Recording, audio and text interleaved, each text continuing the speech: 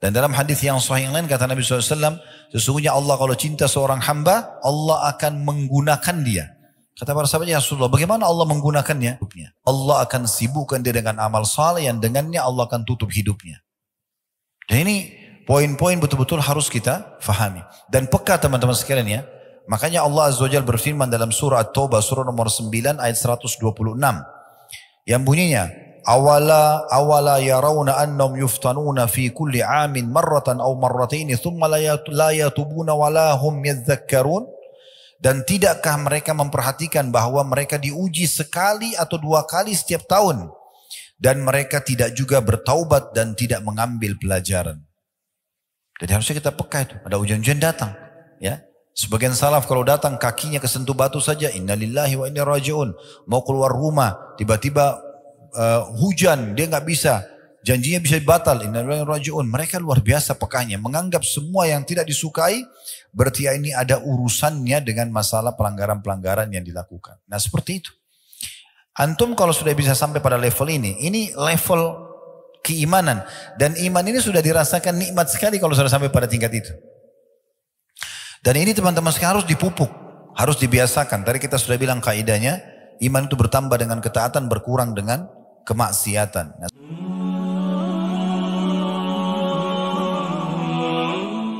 alhamdulillah, sebagai seorang muslim, pasti kita sangat faham dan yakin dengan dua susunan kata yang mulia ini.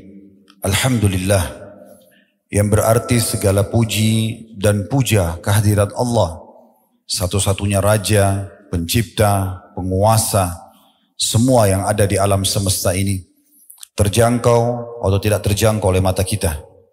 Zat yang maha kuat, maha kuasa, maha adil, maha bijaksana. Tidak ada sekutu bersamanya dalam setiap keputusan dan kegiatannya. Zat yang maha agung, dan dia yang menciptakan juga mengurus seluruh makhluknya serta yang membinasakannya. Dia dengan kemahadilannya memberikan balasan yang maksimal kepada orang-orang yang patuh dan akan memberikan hukuman juga maksimal bagi para pembangkang dan kufur kepadanya. Nikmat terbesar yang Allah berikan kepada kita yang harus dan patut kita syukuri adalah Islam dan iman ini sendiri. Karena dengan Islam dan iman kita jadi mengenal siapa Tuhan kita Allah. Kita jadi tahu kenapa kita ada di muka bumi ini. Apa tujuannya? Apa yang boleh kita kerjakan? Apa yang tidak boleh kita kerjakan?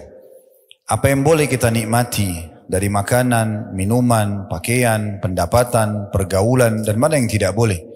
Biasa dikenal di agama Allah dengan halal dan haram.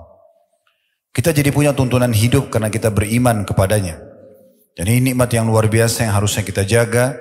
Karena di dunia kita akan selalu terawasi dan terkontrol dengan pola hidup yang sempurna. Dan disempurnakan pula dengan mendapatkan balasan yang abadi di surga yang kelak nanti di akhirat sana.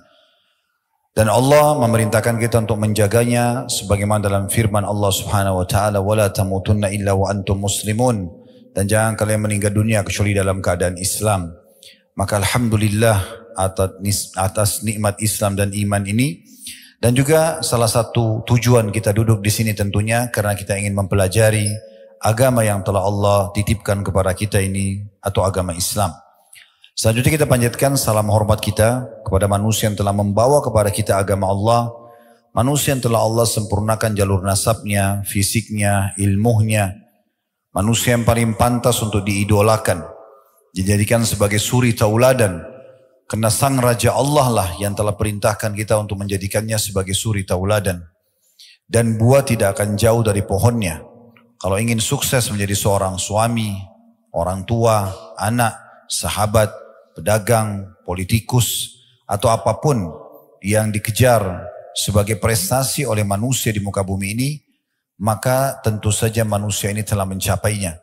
Dan buah tidak akan jauh dari pohonnya, artinya kita akan mirip mendapatkan kesuksesan juga sebagaimana beliau mendapatkannya. Dan mengucapkan satu kali salam hormat kepadanya akan dibalas oleh Allah dengan 10 rahmat. Dan ini sebuah karunia yang luar biasa karena rahmat Allah meliputi segala sesuatunya. Pengampunan dosa, peninggian derajat, pemenuhan kebutuhan dan solusi dari permasalahan-permasalahan kita. Oleh karena itu sangat wajar setelah memuji Allah Alhamdulillah, kalau kita tidak henti-hentinya selalu mengucapkan salawat dan taslim kepada Nabi besar Muhammad sallallahu alaihi wa ala alihi wa sahbihi wasallam. Pertama-tama saya akan menjalankan hadis Nabi sallallahu alaihi wasallam, "Man lam yashkurun nas la yashkurullah." Siapa yang tidak berterima kasih pada manusia maka belum berterima kasih kepada Allah. Saya mengucapkan jazakumullahu khairan kepada semua teman-teman pengurus Masjid Abdullah dan juga pengelola komplek yang ada masjid ini tentunya. Kemudian semua teman-teman yang menjadi penyebab terlaksananya taklim kita ini. Semoga Allah ikhlaskan niat. Begitu juga tentu semua jemaah yang hadir. Yang Masya Allah saya dengar kapasitasnya melebihi yang tadinya dijadikan target oleh teman-teman panitia.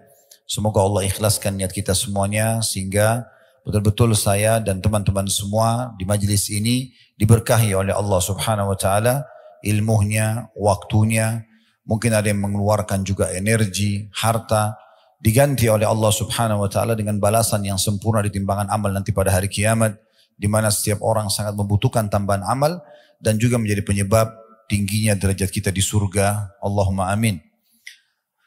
Dan juga selanjutnya saya ingin menyampaikan poin yang tidak kalah penting. Saya duduk di sini, saudaraku seiman, bukan karena saya lebih faham dan lebih tahu daripada anda semuanya, tanpa mengurangi penghormatan kepada para asatidzah, para duat, dan teman-teman semua ada di sini. Saya karena memang diminta untuk mengisi pengajian, maka saya duduk di sini. Dan kita sama-sama belajar. Bagi seorang muslim, tidak ada batas untuk belajar. Dan tidak ada namanya ini adalah level maksimal sebagai seorang alim atau orang yang sedang menuntut ilmu ataupun orang yang sudah sampai tingkat mengajar. Karena kita akan terus belajar. Kita akan terus belajar sampai nanti ajal datang. Karena memang pondasi agama kita adalah ilmu. Mari kita ikhlaskan niat kita teman-teman sekalian. Kalau tadi ada yang datang hanya karena ajakan temannya, hanya karena ingin tahu, ya, misalnya testimoni saja, atau hanya karena ingin seremoni, meramaikan majelis, atau apapun, kalau ada indikasi-indikasi yang sifatnya duniawi, diubah di detik ini, niatnya ikhlas karena ingin menghadiri majelis ilmu dan mengejar keutamaannya. Sungguh luar biasa keutamaan ilmu. Ibnu Qayyim rahimahullah menyebutkan lebih dari 100 keutamaan menuntut ilmu. Di antara riwayat-riwayat yang mulia dan kami dengarkan dari guru yang mulia Dr. Sulaiman Rahili hafizahullah di saat beliau mengingatkan tentang majelis ilmu, sebuah riwayat siapa yang keluar ikhlas ingin menuntut ilmu karena Allah Subhanahu wa taala dicatatkan baginya pahala haji lengkap. Belum lagi hadis-hadis yang sahih yang disebutkan oleh para ulama hadis dinukil tentang masalah orang yang keluar ikhlas menuntut ilmu maka seperti mujahid di jalan Allah, dinaungi oleh para malaikat dengan sayap-sayapnya karena ridho dengan perbuatan mereka. Mereka mendapatkan rahmat dari Allah Subhanahu wa taala dan sekian banyak ya yang bisa kita kejar keutamaannya dan memang seharusnya seorang muslim beribadah seperti itu. Yang ketiga teman-teman sekalian, kalau ada yang kami sampaikan nanti benar dari Allah Subhanahu wa taala, maka terima dan amalkan. Majelis ilmu tujuannya untuk mendapatkan ilmu dan diamalkan. Kita tidak perlu dengar dan tahu dari siapa, tapi apa yang disampaikan. Kalau itu benar, kalau Allah, kalau Rasul, dan juga didukung dengan perkataan dan perbuatan para kaum salafus salih, dimulai dari para sahabat, turun-temurun kepada tabi'in, tabi'in dan seterusnya, maka kita terima. Dan kalau ada yang keliru dari penyampaian saya, mungkin karena saya manusia biasa, tolong dimaafkan, tapi semoga tidak terjadi tentunya. Ini mungkin yang ingin saya sampaikan di pembukaan kita. Dan insya Allah pada kesempatan ini kita akan membahas tafsir surah Al-A'raf, surah nomor 7 di ayat 96. Dimulai dari ayat 96. Karena kita akan membahas tentang masalah kunci keberkahan dari langit. Bisa juga seperti yang saya lihat sudah ada di spanduk judulnya keberkahan, ya, yang bisa didapatkan atau keberkahan hidup. Saya akan bacakan dulu firman Allah Subhanahu wa taala yang menjadi landasan bahasan kita, Al-A'raf surah nomor 7 ayat 96. Bermulai dari situ. Kita akan baca nanti mungkin sampai ayat 100-nya insyaallah. Allah berfirman, "Walau anna ahlal qura amanu wattaqau lafatahna 'alaihim barakatim minas sama'i wal ard walakin kazzabu fa akhadnahum bima kanu yaksibun. Jikalau semua penduduk negeri-negeri di muka bumi ini tidak terkecuali desa, kota, negeri, komunitas mereka beriman dan bertakwa, dua ini pastilah kami akan limpahkan kepada mereka keberkahan dari langit dan bumi. Tetapi sayangnya mereka mendustakan atau meragukan ayat-ayat kami sehingga kami siksa mereka disebabkan dengan perbuatan mereka itu. Di sini kita bisa perhatikan bagaimana Allah Subhanahu wa taala membagi ayat ini menjadi dua bagian. Bagian yang pertama adalah Allah menyampaikan kepada kita tentang syarat untuk mendapatkan keberkahan, dan makna keberkahan dari langit dan bumi adalah kecukupan. Kalau kita mau mudah fahami, rezeki akan kita dapatkan dari langit dicurahkan dan dari bumi dikeluarkan. Nanti akan kita bacakan dari beberapa buku tafsir apa yang dimaksudkan dengan keberkahan di sini. Maka syaratnya adalah beriman dan bertakwa. Itu bagian pertama. Kemudian bagian yang kedua adalah lawannya atau rivalnya. Sebaliknya, kalau mereka mendustakan, tidak beriman, mereka tidak bertakwa, tidak tunduk kepada Allah Subhanahu wa taala, maka kami akan siksa mereka. Berarti kita nggak punya opsi. Opsinya beriman dan bertakwa, maka akan dapat keberkahan, atau kufur maka akan disiksa. Ini bagian utama daripada ayat ini. Kita akan fokus teman-teman sekalian sebenarnya ke bagian pertamanya, karena kita sedang bahas masalah keberkahannya. Apa yang kita dapatkan kalau kita memenuhi dua syarat tadi, kita beriman dan bertakwa kepada Allah Subhanahu wa taala. Walaupun kita tetap akan singgung potongan keduanya, yaitu tentang masalah bagaimana kalau orang kufur dan akhir daripada akibat kehidupan atau kekufuran mereka. Saya akan coba bacakan dulu beberapa tafsir yang dinukil dari buku-buku tafsir berhubungan dengan masalah Al-A'raf ayat 96. Misal dinukil, kita ambil sebagian karena buku tafsir ada puluhan bahkan ratusan buku tafsir. Ada tafsir Al-Mukhtasar diterbitkan oleh Markas Tafsir di kota Riyadh di bawah pengasuhan atau pengawasan Syekh Dr. Saleh bin Abdullah bin Humaid, Imam Masjidil Haram, Mekah. Di tafsir ayat 96 Al-A'raf ini kurang lebih terjemahannya, sekiranya penduduk negeri-negeri itu yang kami mengutus pada mereka rasul-rasul kami kepada mereka, mereka percaya pada ajaran yang dibawa oleh para rasul dan takut kepada Rabb mereka dengan meninggalkan kekufuran dan kemaksiatan serta menjalankan perintah-perintah Allah, niscaya kami akan membukakan untuk mereka pintu-pintu semua kebaikan. Pintu-pintu semua kebutuhan akan dipenuhi dari segala penjuru. Tetapi mereka tidak percaya atau mereka masih ragu. Dan mereka tidak takut tentang siksa Allah kalau mereka berbuat maksiat.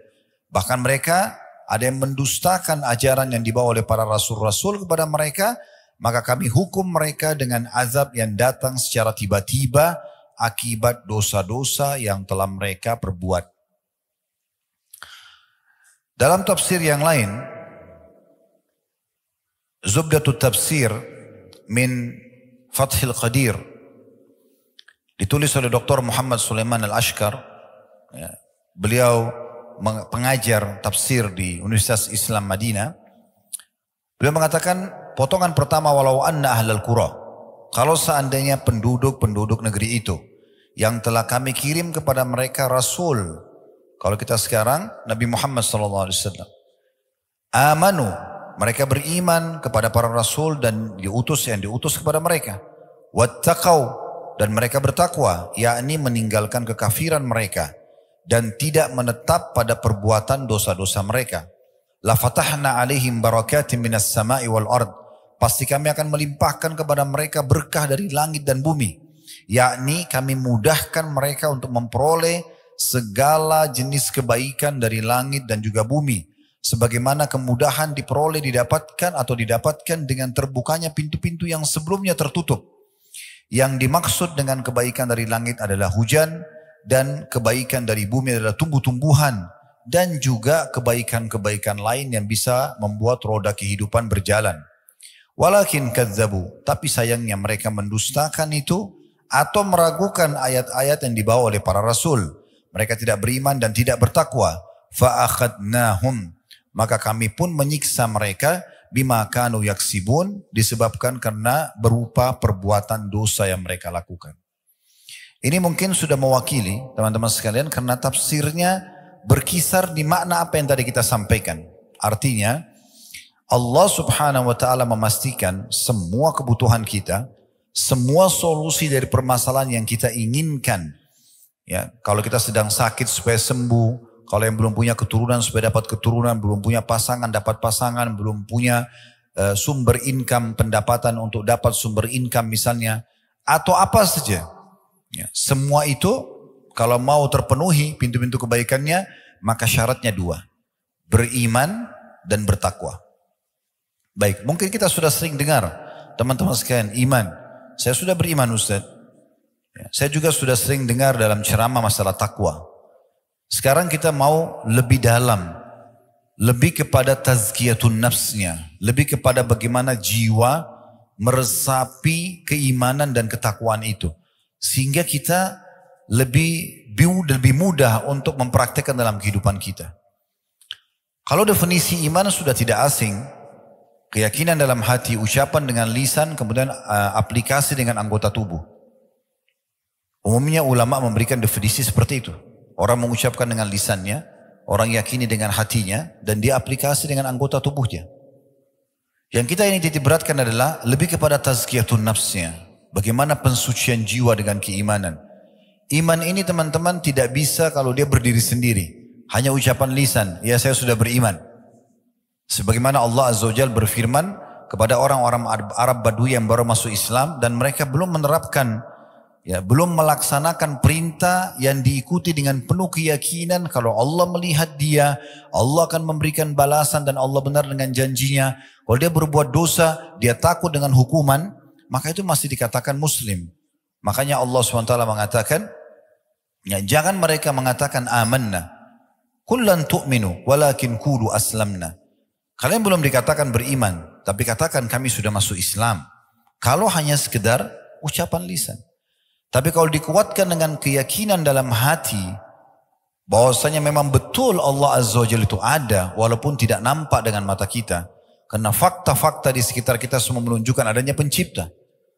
Masjid ini, komplek ini, tidak akan pernah bisa berdiri tanpa ada yang menggambarnya.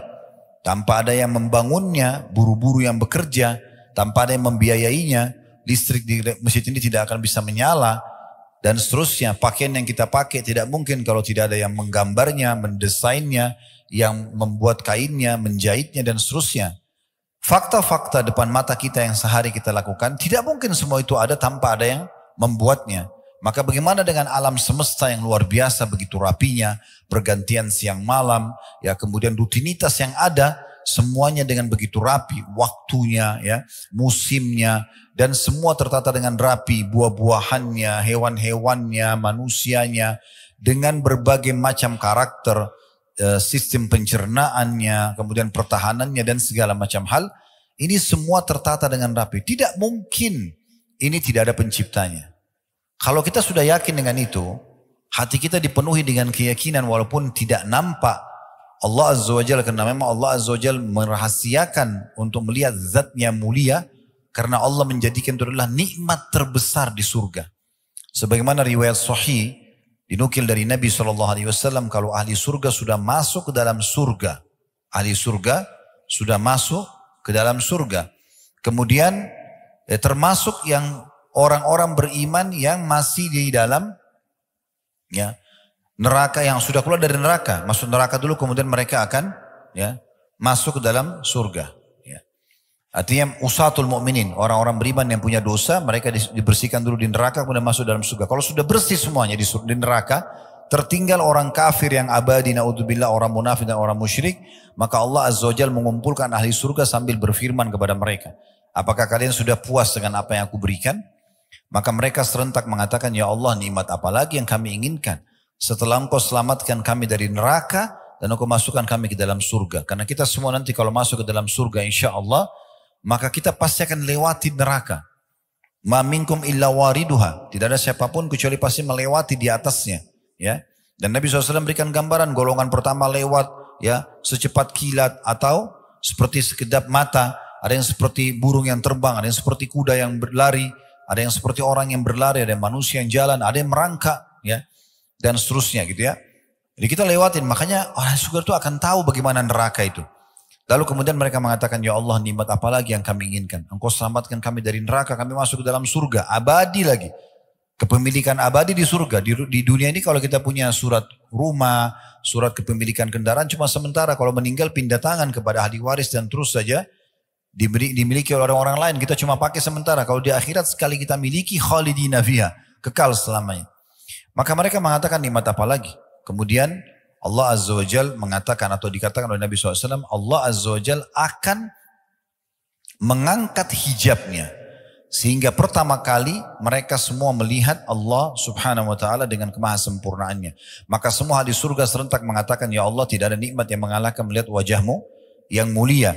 Dan Allah menampakkan dirinya di pagi dan di petang hari, ya, atau memperlihatkan dirinya kepada ahli surga sebagai nikmat terbesar di sana. Jadi memang orang-orang kafir tidak akan melihatnya. Nah, beruntunglah orang-orang beriman kalau mereka beriman dan akan mendapatkan panduan selama di dunia dan juga di akhirat nanti akan mendapatkan sesuatu yang abadi. Nah, itu keimanan. Dan kalau dia terus dipupuk, sebagaimana ahli sunnah wal jamaah, ulamanya sepakat mengatakan al-imanu yazidu bit ta'ah wa yanqus bil ma'siyah. Iman itu akan bertambah dengan makin kuat gencarnya dan kuatnya kita beramal saleh, dan dia berkurang dengan maksiat. Kalau kita fahami dan kita coba godok supaya iman itu makin tebal, makin kuat dalam hati kita, maka kita bisa makin banyak mendapatkan keberkahan dijanjikan. Dan ditambah lagi iman itu dipartnerkan dengan takwa. Takwa ini artinya patuh. Allah bilang apa, yakin, ya, tadi dalam iman, kemudian kerjakan. Dikerjakan semua yang wajib dan sunnah, dan ditinggalkan semua apa yang dilarang, haram atau makruh. Ini dia poinnya. Allah subhanahu wa ta'ala, sebelum kita lanjutkan dulu dan kita akan rincikan nanti masalah iman dan contoh-contohnya, melanjutkan firman-Nya, saya bacakan dulu ayat 97. Karena ini menguatkan potongan kedua dari ayat. Tapi kita tidak akan banyak fokus membahas masalah itu. Karena ini masalah hukuman Allah subhanahu wa ta'ala. Cuman akan menambah iman kita. Artinya kalau kita pilih opsi lain, kita tidak beriman dan tidak bertakwa. Allah mengatakan, Afa amina ahlul qura ayyatiyahum ba'suna bayatan wahum naimun. Apakah penduduk negeri itu yang tidak mau beriman, tidak mau bertakwa, sudah sampai padanya penyampaian ayat-ayat Al-Quran, hadis-hadis Nabi SAW, para ulama, para da'i sudah mengingatkan. Dia juga tidak mau mendengar. Apakah mereka merasa aman dari kedatangan siksaan kami kepada mereka di malam hari di waktu mereka sedang tidur? Mereka lagi tidur, tiba-tiba gempa, tiba-tiba bencana alam, tiba-tiba mati, meninggal, dicabut ruhnya. Lagi jalan, kemudian ditabrak misalnya, ya. Tapi di sini lebih kepada waktu tidur. Ayat 98-nya, awa amina ahlul qura ayyatiyahum ba'suna duham wa hum yal'abun. Apakah penduduk negeri itu merasa aman yang tidak beriman dan bertakwa dari kedatangnya siksaan kepada mereka dari kami di waktu duha pada saat mereka sedang bermain-main? Kemudian di ayat selanjutnya 99-nya, afa aminu makrallah fala ya'manu makrallahi illal qaumul khasirun.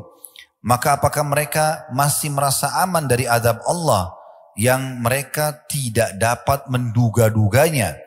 Tiada yang merasa aman dari azab Allah kecuali kaum yang merugi. Terakhir ayat 100-nya Allah mengatakan, awalam yahdi lil ladina yarithuna al-ardha min ba'di ahliha allau nasha'u asabnahum bidunubihim wa natba'u ala qulubihim fahum la yasma'un. Dan apakah belum jelas bagi orang-orang yang mempusakai suatu negeri sesudah lenyapnya penduduk yang pernah menghuni negeri itu, bahwa kalau kami menghendaki kami azab mereka karena dosa-dosa mereka, dan kami kunci mata hati mereka sehingga mereka tidak dapat mendengar dan mengambil pelajaran. Berapa banyak peringatan-peringatan Allah SWT dari fenomena alam. Di negara kita pernah terjadi longsor, banjir, gempa. Dan sehebat apapun orang itu, dia sulit sekali untuk menyelamatkan diri. Allah Subhanahu wa ta'ala mendatangkan semua itu sebagai peringatan. Agar mereka kembali kepada potongan awal ayat. Yaitu beriman dan bertakwa.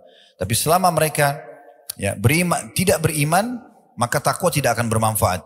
Tapi kalau mereka beriman dan takwa mereka masih lakukan, mereka tidak lakukan, misalnya mereka beriman tapi mereka masih dosa dan amal soleh masih dicampur baurkan. Ini masih sering datang peringatan-peringatan, gangguan-gangguan, ribut rumah tangganya dan segala macam supaya dia kembali juga. Supaya mereka tadarru'un, mereka kembali kepada Allah Subhanahu wa ta'ala. Keberkahan semaksimal akan didapatkan kalau betul-betul dia menyerahkan semuanya kepada Allah Subhanahu wa ta'ala sepenuhnya. Beriman kepada Allah Subhanahu wa ta'ala. Allah menjanjikan dari sisi lain teman-teman sekalian. Kalau kita beriman, kita beramal saleh, tidak mungkin Allah datangkan hukuman. Tidak mungkin. Dijamin. Di dalam Al-Quran surah Hud, surah nomor 11 ayat 117. Wa ma kana rabbuka liyuhlikal qura bidhulmin wa ahluha muslihun. Kalau teman-teman lewat ayat ini jangan lewatkan begitu. Kalau baca jangan lewatkan begitu saja. Pegangi sebagai prinsip dan janji benar dari Allah. Surah Hud surah nomor 11 ayat 117. Wa ma kana rabbuka liyuhlikal qura bidhulmin wa ahluha muslihun. Tidak akan pernah hai Muhammad, Tuhanmu atau Tuhanmu sekali-kali tidak akan pernah membinasakan negeri-negeri secara zalim. Gak mungkin gempa, longsor, bencana alam datang. Tidak mungkin tiba-tiba rumah tangga itu rusak, kacau, anak tiba-tiba durhaka, tiba-tiba dapat PHK kerja, nggak mungkin. Penyakit nggak sembuh, itu nggak mungkin secara zalim. Sedangkan penduduknya berbuat kebaikan. Ini janji dari Allah SWT. Artinya kalau betul-betul maksimal bertakwa, beriman dan bertakwa, janji Allah benar tadi di ayat 96. Pasti kami bukakan semua pintu keberkahan, bukan dari langit saja, dari bumi pun. Apapun akan dia dapatkan solusi dan jalan keluarnya. Ini poin yang luar biasa yang harus kita fahami baik-baik. Bagaimana Allah Azza wa Jalla menjanjikan itu. Di dalam surah Al-Qasas surah nomor 28 ayat 59 Allah Azza wa Jalla juga berfirman. Al-Qasas surah nomor 28 ayat 59. Wa ma kana rabbuka muhlikal qura hatta yab'atsa fi ummiha rasulan yatlu 'alaihim ayatina wa ma kunna muhlikil qura illa wa ahluha zalimin. Dan tidaklah Tuhanmu hai Muhammad membinasakan kota-kota sebelum dia mengutus di kota itu seorang rasul yang membacakan ayat-ayat kami pada mereka. Dan tidak pernah pula kami membinasakan kota kecuali penduduknya dalam keadaan melakukan kezaliman. Ada permasalahan tidak pecah, tidak selesai-selesai, permasalahannya ada di sini. Permasalahannya ada di pelanggaran kita. Ikhwan dan akhwat sekalian, coba fahami baik-baik secara tazkiyatun nafs, pensucian jiwa. Kalau ada sesuatu yang terjadi pada hidup kita, tidak usah langsung nyalahkan siapapun di sekitar kita. Yang paling pertama, introspeksi diri. Hubungan antum sama Allah rusak atau tidak? Terganggu atau tidak? Antum sedang buat maksiat gak? Karena semua dosa dan pelanggaran itu akan mendatangkan ujian-ujian itu. Tapi kalau tidak, harusnya tidak. Lalu bagaimana Ustaz kami memahami hadis Nabi SAW bahwasanya ujian itu yang paling berat kepada para nabi-nabi? Ini beda. Hadis itu disebutkan oleh Nabi SAW pada saat beliau sedang demam. Ada seorang sahabat datang lalu memegang baju beliau, selimut beliau, tembus demamnya. Lalu sahabat ini mengatakan, ya Rasulullah, Anda terkena demam yang tidak umum. Ini luar biasa. Kata Nabi SAW, iya, kami para nabi-nabi diuji 2 kali lipat yang diujikan pada kalian. Lalu kemudian sahabat itu mengatakan, ya Rasulullah, apakah berarti Anda juga dapat double pahala? Kata Nabi SAW, iya. Nah, lalu orang tanya, siapa orang yang paling berat ujiannya ya Rasulullah? Ujian yang paling berat para nabi-nabi. Lalu orang-orang yang mendekati nabi-nabi tersebut secara keimanan. Dan kalau imannya kuat, Allah akan beratkan ujiannya. Kalau dia imannya lemah, maka Allah uji sesuai dengan beratnya atau kadar imannya dia. Apa yang dimaksud di sini? Jangan sampai antum digoda syaitan lalu mengatakan, kalau gitu saya nggak usah jadi orang beriman Ustaz. Karena kalau jadi orang beriman berat ujiannya. Bukan. Ingat kasusnya. Nabi SAW lagi demam. Berarti orang-orang beriman, kalau dia lagi demam, dibandingkan dengan orang yang lebih lemah imannya, yang beriman lebih lama sedikit waktunya. Misal orang biasa demamnya seminggu, antum mungkin bisa 2 minggu. Tujuannya untuk lebih menambah pahala. untuk menambah derajat. Bukan didatangkan ujian khusus yang tidak semua orang kena. Bukan itu yang dimaksud. Tapi kalau ada ujian yang tidak normal datang, itu berarti dari berusaha. Ingat perkataan salafus saleh, saya bisa tahu saya punya maksiat kepada Allah Subhanahu wa taala itu pada saat terjadi perubahan sikap dari pasangan hidup. Cemberutnya pasangan, marah-marah tanpa sebab, mungkin istri kalau di sini ikhwah minta cerai tanpa sebab, atau ya. Anak-anak tiba-tiba berubah sikap. Beliau mengatakan perubahan sikap pasangan, perubahan sikap tunggangan. Masa dulu orang kalau mau naik kuda, naik unta, tiba-tiba ada masalah. Mungkin sekarang mau naik motor, mau naik mobil, atau sampai pada tikus yang masuk ke dalam rumah. Dirikan sebagai bahan introspeksi diri. Harusnya tikus gak masuk ke dalam rumah. Seperti itu bahasa. Orang beriman bertakwa akan dijaga oleh Allah Subhanahu wa taala sampai kepada hal-hal yang kecil. Jadi saking mereka fahamnya ayat ini sampai mereka menganggap apapun yang mengganggu berarti sebabnya dosa. Harusnya tidak masuk tikus itu. Harusnya tidak gini dan gitu. Seperti itulah gambarannya. Ini yang harus kita tanamkan. Ini yang kita ingin titik beratkan nih. Supaya jangan sampai kita bermain-main untuk menghilangkan keberkahan Allah SWT. Atau kita anggap remeh. Ya, sehingga membuka pintu-pintu pelanggaran. Ini penting sekali. Di dalam surah Al-An'am, surah nomor 6 ayat 131 Allah juga berfirman, "Dzalika allam yaku rabbuka muhlikal qura bidzulmin wa ahluha ghafilun." Ya, yang artinya demikianlah. Ya, sesungguhnya Tuhanmu, hai Muhammad, tidak akan membinasakan satu negeri dengan zalim, sedang penduduknya dalam keadaan ya lengah atau belum tahu. Jadi bagaimana Allah Azza wa Jalla memberikan gambaran kepada kita tentang masalah ini. Dan kita harus pekah teman-teman sekalian ya. Dari semua peringatan Allah Subhanahu wa taala sampai sebagian salafus salih. Itu kalau mereka lewat di sebuah tempat dan mereka mencium bau busuk saja. Kita misalnya lewat cium bau busuk saja. Sudah cukup mereka jadikan bahan introspeksi diri. Ada masalah apa ini? Segera istighfar kepada Allah. Dengar kisah Nabi Daud dalam Al-Quran bagaimana? Waktu Allah uji melemparkan bangkai di depan singgasananya beliau. Tanpa pakai tanya siapa yang lempar bangkai itu, kenapa ada di sini. Padahal waktu itu beliau seorang raja. Pertama introspeksi diri. Langsung beliau sujud dan tidak mau angkat kepalanya sampai Allah datangkan Jibril mengatakan itu adalah ujian saja datang kepadamu. Mereka jadikan sebagai bahan introspeksi diri. Kita subhanallah kadang-kadang kelewatan sholat subuh misalnya berjamaah atau kelewatan sebuah jenis ibadah kita anggap biasa. Seakan-akan itu hanya hal yang biasa. Padahal sebenarnya Abdullah bin Umar mengatakan, radhiyallahu anhu, saya tahu kalau saya melakukan sebuah pelanggaran dosa kecil sudah cukup mengharamkan saya untuk sholat berjamaah subuh di masjid 1 bulan. Sampai mereka kadang-kadang menggantikan apa yang tertinggal dari ibadah itu dengan ibadah yang lainnya. Kata Abdullah bin Umar radhiyallahu anhu, saya pernah tertinggal sholat subuh berjamaah sekali, maka saya bersedekah sekian ribu dirham. Umar bin Khattab pernah radhiyallahu anhu pernah membeli sebuah kebun kurma, lalu beliau datang dalam kebun itu karena ada mata air, rindam sekali, kemudian buahnya ranum. Beliau sampai luput sholat asar, lewat asar, nggak tahu waktunya. Ya.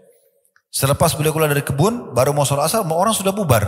Maka Umar mensedekahkan kebunnya itu di jalan Allah SWT sebagai tebusannya. Kita subhanallah kadang-kadang hanya tidak sholat, setelah sholat hanya kena minumannya atau makanannya, atau hanya ngobrol sama sahabatnya, atau urusan bisnisnya, dia dianggap itu adalah biasa. Betul ujian dari Allah SWT. Coba pakai ini ya. Ada orang datang kepada Hasan Basri bilang begini. Anda mengatakan dan mengajarkan kepada umat, kalau orang buat maksiat akan diuji. Akan datang hukuman Allah Subhanahu wa taala. Tapi saya selama ini tidak rasakan ada hukuman. Saya oke-oke saja gitu. Maka Hasan Basri mengatakan, kalau kau anggap hukuman Allah belum datang, kamu keliru. Bahkan kemungkinan besar hukuman Allah yang paling berat sudah datang padamu. Heran orang itu. Dia bilang, saya belum merasakan. Karena orang ini berpikir hukuman itu hanya selalu rasa sakit di badan saja.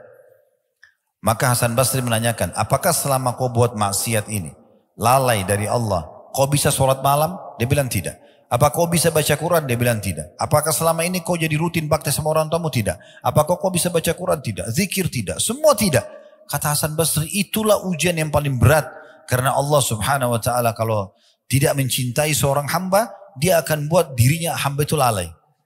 Dan dalam hadis yang sahih yang lain kata Nabi SAW, sesungguhnya Allah kalau cinta seorang hamba, Allah akan menggunakan dia.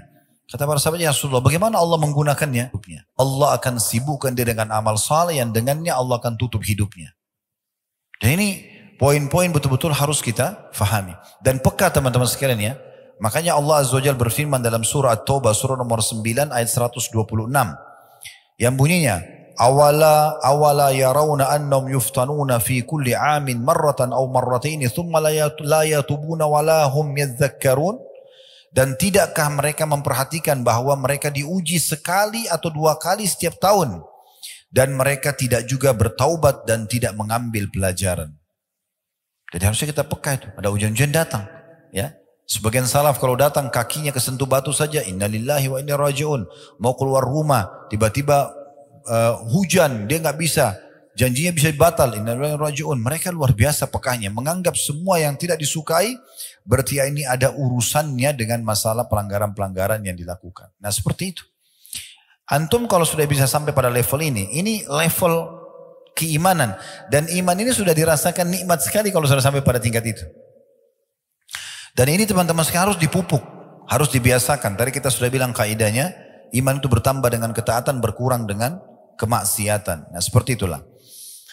Dan juga teman-teman sekalian, kita coba angkat bagaimana Abdullah bin Mas'ud radhiyallahu anhu dinukil oleh At-Tabari dalam tafsir beliau di jilid 17 halaman 478 bahwasanya pernah Abdullah bin Mas'ud datang ke atau tinggal lewat di Kufah. Kota Kufah ini salah satu kota di Irak.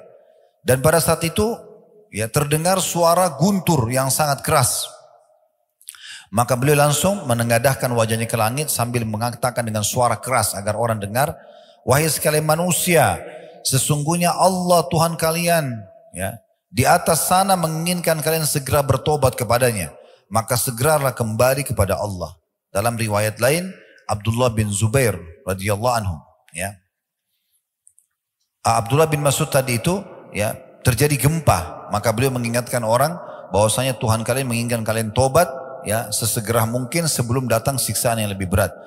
Kalau itu tadi dimungkin oleh Tabari. Kalau perkataan tadi yang saya sampaikan itu adalah perkataan Abdullah bin Zubair radhiyallahu anhu dalam kitab Zadul Masir fi Ilmu Tafsir di jilid 2 halaman 486 waktu mendengarkan guntur beliau mengatakan innahu wa'idun syadidun di ahlil ard.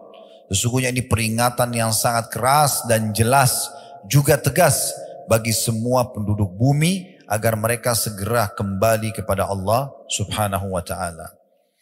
Baik teman-teman sekalian, kita coba lebih dalami masalah keimanan ini dan ketakwaan itu dengan kisah.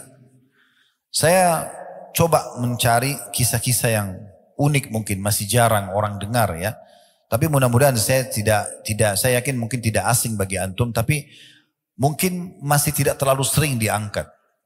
Kalau pernah dengar nama sahabat yang mulia ini Abdullah ibn Hudzafah radhiyallahu anhu.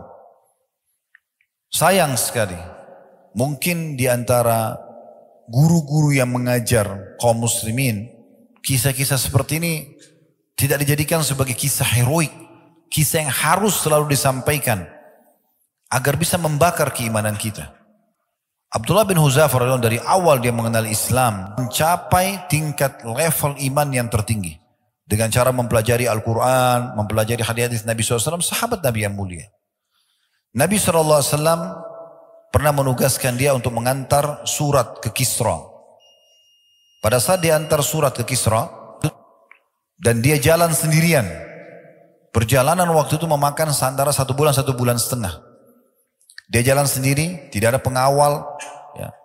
Naik, turun gunung, gurun pasir, sampai tiba di Kisra. Dan dia mengantarkan surat Nabi SAW.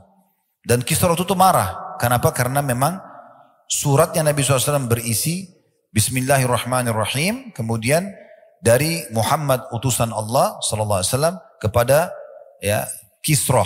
Ya. Semoga keselamatan tercurahkan bagi orang-orang yang mengikuti petunjuk. Tapi rupanya pada saat itu Kisra marah. Karena dia anggap Nabi Muhammad SAW berada di bawah kekuasaannya. Dia anggap Jazirah Arab itu wilayah penjajahannya dia. Dan dia tidak terima itu. Maka dia langsung sobek surat itu. Tapi Abdullah bin Hudzafah tetap aja tegar. Dia tidak takut. Dan dia sudah tahu. Dia bilang, akhir saya cuma bisa saya diusir atau saya akan dipenggal leher saya. Tapi yang penting saya sudah menyampaikan risalah Nabi Muhammad SAW, maka tidak ada masalah. Baik. Itu satu kejadian. Tapi ini bukan yang saya ingin titik beratkan. Saya ingin titik beratkan kisah yang kedua. Ini di tahun 19 Hijriah. Kita tutup dengan ini, mungkin teman-teman yang dari Malang bisa sholat isya dulu habis ini. Kami sudah jamak tadi. Abdullah bin Hudzafah radhiyallahu anhu ini, teman-teman sekalian, di tahun 19 Hijriah, beliau pernah diutus oleh Umar bin Khattab radhiyallahu anhu dalam salah satu peperangan, memimpin pasukan, dan dia sama teman-temannya semuanya ditawan oleh Raja Romawi, pasukan Romawi. Dan mereka mencari tahu ya, siapa saja yang ada dalam pasukan muslimin itu. Dan mereka menemukan ternyata yang masih ada hubungannya dengan Nabi Muhammad SAW. Sahabat langsungnya adalah Abdullah radhiyallahu anhu. Maka mereka mengikatnya dan membawanya kepada Heraklius ya, atau pada saat itu istilah bagi Kaisar Romawi. Dibawalah ke sana. Kemudian Abdullah pada saat didatangkan diikat, diperhatikan mukanya oleh Kisra atau Kaisar pada saat itu. Bajunya yang usang, wajahnya yang pucat karena ditawan penuh debu. Tawanan, tidak dikasih makan, memang ditahan beberapa hari. Ya. Tapi dia lihat orang ini seperti santai saja. Maka Kaisar tidak ingin membunuhnya seperti umumnya tawanan-tawanan. Maka ditawarkan, dia mengatakan, siapa namamu? Abdullah. Baik, saya ingin menawarkan kepadamu, bagaimana kalau kau pindah ke Nasrani, masuk ke agamaku, kata Kaisar ini, dan saya akan berikan kau kedudukan di sini. Kasih jabatan di kerajaan, punya kedudukan, punya pendapatan, apa saja yang kau mau saya kasih. Maka kata Abdullah, waktu itu karena si Kaisar tidak bisa bahasa Arab, dia ada penterjemah. Maka kata Abdullah, sungguh ya, aku dalam beberapa asar tentang beliau ya, sungguh aku ya terbunuh berulang kali, lebih aku sukai daripada penawaranmu itu. Bagaimana kalau kerajaanku ini, kerajaan Romawi saya bagi dua. Setengah buat kamu, setengah buat saya. Begitu kau mengaku Nasrani, sekarang saya akan kasih kamu langsung kedudukan itu. Maka dia mengatakan, saya tolak. Walaupun engkau memberikan semua kerajaan Arab dan Ajam kepadaku untuk meninggalkan agama ini, aku tidak akan tinggalkan. Kata Kaisar apa? Kalau gitu saya akan bunuh kamu. Dia bilang, lakukan apa yang kau inginkan. Disuruh ikat, ditaruh di tiang salib. Lalu kata Kaisar kepada para pemanahnya, jangan lukai dia. Tapi lempar anak panah di sekitar tangannya. Supaya dia takut saja. Dilempar, sambil dilempar panah tersebut, sambil ditawarkan kembali Nasrani. Tetap ditolak. Kaisar bilang, lempar di arah kakinya. Dilempar tapi tetap saya tidak mau. Hanya disuruh turun. Kemudian Kaisar menyuruh mendatangkan satu kuali besar. Isinya minyak yang sengaja dipanasi dengan api. Dipikul oleh banyak orang, ditaruh di atas api lalu mendidih. Kemudian dibawalah dua orang dari tawanan muslim. Dilempar ke dalam api panas itu. Baru masuk beberapa detik sudah keluar tinggal tulang-tulang saja. Karena panasnya minyak itu. Di depan mata dia. Kita bayangkan satu bejana besar. Dipanasin dengan api, bejananya panas, minyaknya panas berdiri, lalu dilempar dari kita ke situ. Ini ujian yang luar biasa. Maka diperlihatkan dua orang itu. Lalu Kaisar bilang, kalau kau tidak mau pindah Nasrani, saya akan bunuh kau seperti dua temanmu itu. Kata Abdullah, silahkan lakukan. Digiringlah Abdullah menuju ke minyak itu. Pas dekat api, Abdullah nangis. Kata prajuritnya, dia nangis. Kita lapor dulu kepada Kaisar. Dilapor, wahai Kaisar, dia sudah nangis. Kata Kaisar, kembalikan ke saya. Mungkin sudah lunak hatinya. Begitu didatangkan, kata Kaisar, kenapa kau menangis? Dia bilang, saya menyesal karena saya cuma punya satu nyawa. Saya berharap punya nyawa sejumlah helai rambut saya. Semuanya dilempar ke minyak itu supaya semuanya mati di jalan Allah. Kaisar jadi putus asa. Nggak tahu dia harus buat apa dengan orang ini. Mau dibunuh pun tidak ada masalah. Nangisnya hanya karena punya satu nyawa. Gitu kan? Itu luar biasa. Maka akhirnya Kaisar bingung bagaimana caranya. Dia sudah malu dengan semua orang yang ada di sekitarnya. Karena dia sudah coba bunuh gak berhasil. Dia coba takut-takuti gak berhasil. Maka akhirnya Kaisar mengatakan apa? Begini saja. Apa kau mau untuk mencium kepalaku? Mencium kepala ini penghormatan gitu. Cium kepala saya akan bebaskan kamu. Abdullah sempat berpikir dalam beberapa asar, dia katakan, saya mencium kepala musuh Allah ini. Tapi kalau untuk saya bebas dan dia mau menerima syarat saya untuk bebaskan tawanan muslimin, saya akan terima. Lalu Abdullah mengatakan, bagaimana dengan tawanan muslimin, apakah kau akan bebaskan juga? Kata Kaisar, iya, kalau kau cium kepala saya, kamu dan semua saya akan kasih. Maka akhirnya dia cium kepalanya Kaisar, lalu dibebaskan dia dengan tawanan muslimin, bahkan dikasih banyak sekali. Dalam beberapa riwayat dikasih sekian ratus kain baju kehormatan, dikasih sekian peti emas, banyak dia bawa pulang. Jadi seakan-akan dia ini membawa ghanimah, harta rampasan perang dari perbuatan dan sikapnya tadi. Sampai sebagian ulama menanggapi mengatakan bukan mustahil, Kaisar itu sebenarnya mungkin masuk Islam dan seperti keadaannya ya Najasyi yang menyembunyikan keislamannya. Karena tidak masuk akal dia menyelamatkan Abdullah dan dia berikan segala pemberian ini. Itu berarti kemungkinan ada sesuatu di situ. Tapi kasusnya adalah Abdullah ini pulang ke Madinah menceritakan kepada Umar bin Khattab, lalu Umar mengatakan apa? Sangat pantas untuk semua muslim mencium kepalanya Abdullah dan saya akan memulainya karena dia telah menjaga kemuliaan agama ini. Ini contoh keimanan. Seseorang di antara kita di masa sekarang hanya takut meninggalkan pekerjaannya. Masih ada pekerjaan yang lain. Subhanallah tidak mau tinggalkan. Lalu mau bicara masalah keimanan. Seseorang tidak mau meninggalkan komunitasnya. Ya, tidak mau memperbaiki rumah tangganya. Tidak mau ini dan itu hanya karena masalah ya dunianya. Dan dia dahulukan daripada keimanan. Bagaimana dia mau berharap bisa mendapatkan keberkahan yang sempurna? Nah ini salah satu contoh saja. Kita langsung saja melanjutkan ke kisah yang berbeda. Walaupun tadi sebenarnya ada athar yang lain menyebutkan bahwasanya Abdullah bin Hudzafah radhiyallahu anhu pada saat beliau menolak untuk masuk ke agama Kristen setelah diikat di tiang salib, beliau dimasukkan ke dalam sebuah penjara. Kemudian dibiarkan tidak makan sampai beberapa hari. Dan yang dihidangkan di penjaranya itu adalah babi dan juga minuman keras atau khamr. Dan ternyata beliau tetap juga tidak makan. Dan waktu dikeluarkan ditanya oleh Kaisar Romawi, kenapa kau tidak memakannya? Dia mengatakan sebenarnya agama saya sudah membolehkan saya makan karena mungkin saya akan mati kalau tidak makan. Tetapi saya tidak ingin memberikan celah untukmu menilai negatif terhadap agamaku. Barulah kemudian proses tadi, beliau dipancing untuk dimasukkan ke dalam minyak dan sampai akhir kisah yang sudah kita sampaikan. Kita sekarang pindah ke kasus yang berbeda tentang masalah sikap dan keputusan yang diambil oleh Abu Dahdah radhiyallahu anhu. Abu Dahdah seorang sahabat yang mulia dari kalangan Ansar, terkenal hatinya penuh dengan keimanan. Dan subhanallah orang kalau sudah imannya mendalam, sudah tebal, sudah memenuhi hatinya, sudah menjadi sebagai panduan hidupnya, pengontrol hidupnya, maka apa saja jadi mudah untuk dikerjakan. Walaupun sebenarnya berat di mata sebagian orang yang belum tertanam iman dalam hatinya. Disebutkan kisahnya, Abu Dahdah ini punya sebuah kebun, beberapa kebun maaf, dan setiap kebun itu punya 600 pohon kurma. Perlu teman-teman garis bawahi ya, kalau di Timur Tengah, di negara-negara Arab, dari masa Nabi SAW sampai hari ini, tolok ukur orang itu kaya, bukan karena punya mobil mewah atau rumah besar. Tapi kalau dia punya kebun kurma. Karena kebun kurma ini pohonnya mahal dan produktif.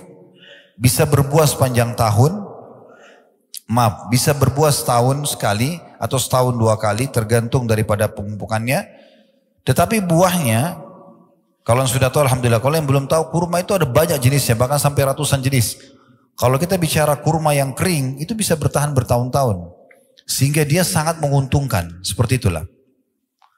Demikian sebuah kisah tentang Abu Dahdah radhiyallahu anhu dengan istrinya, Ummu Dahdah radhiyallahu anha, bahwasanya seseorang telah datang kepada Nabi SAW dan mengatakan, ya Rasulullah, sesungguhnya ada si fulan ini tetangga dia, memiliki pohon yang tumbuh masuk ke pekarangan saya, dan saya mau garap tanah saya ini. Kalau pohon itu ditebang, minta dia tebang nggak mau, minta dia berikan kepada saya juga nggak mau.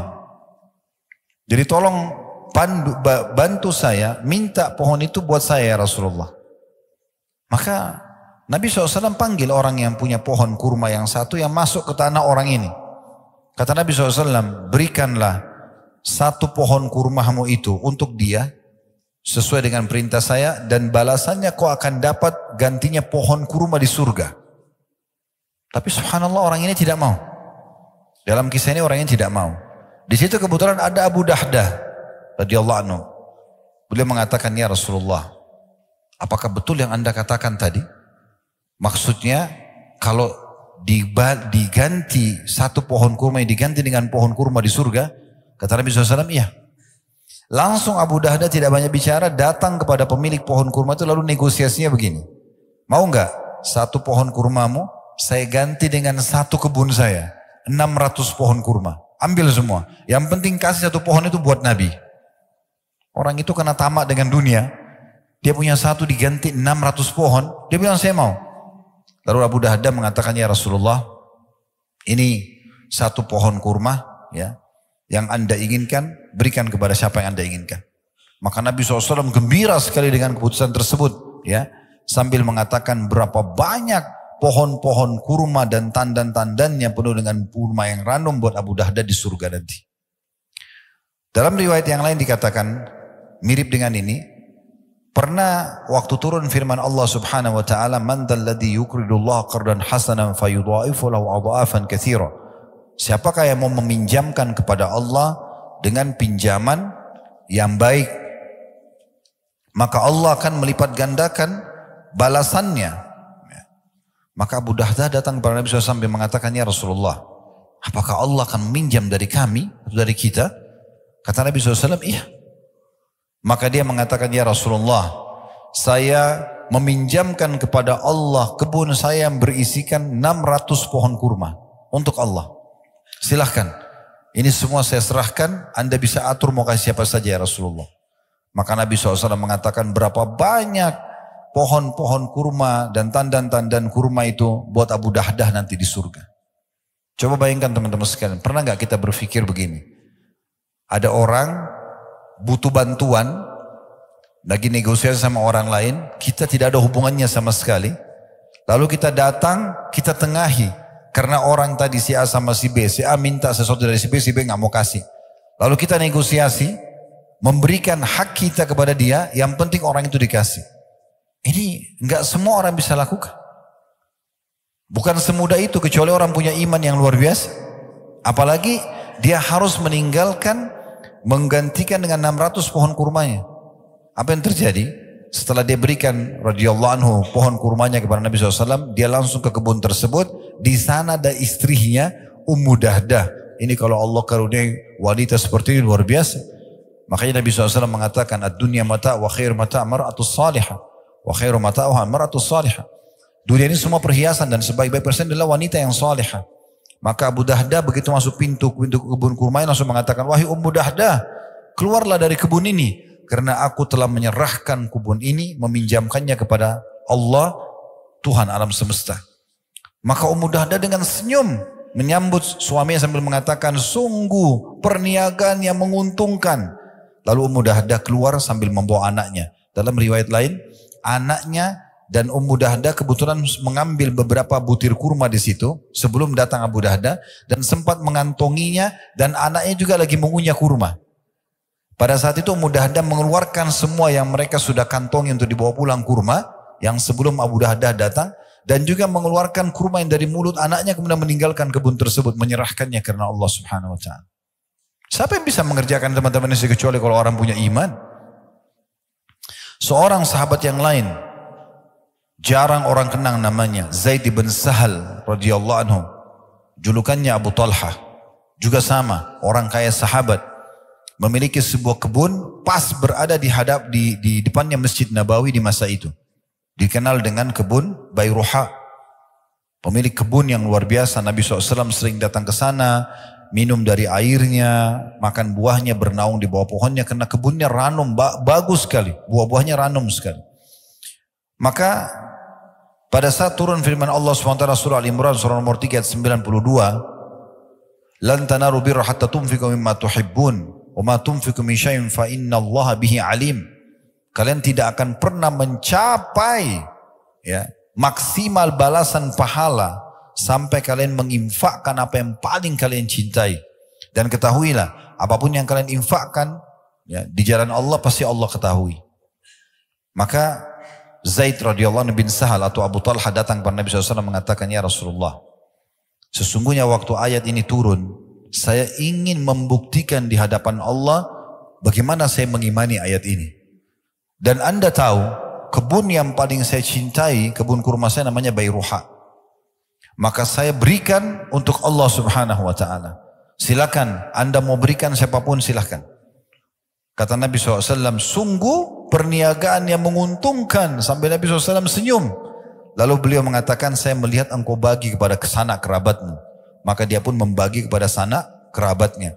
Dan subhanallah mungkin karena ikhlasnya ya, sekarang kebun itu masuk dalam perluasan Masjid Nabawi.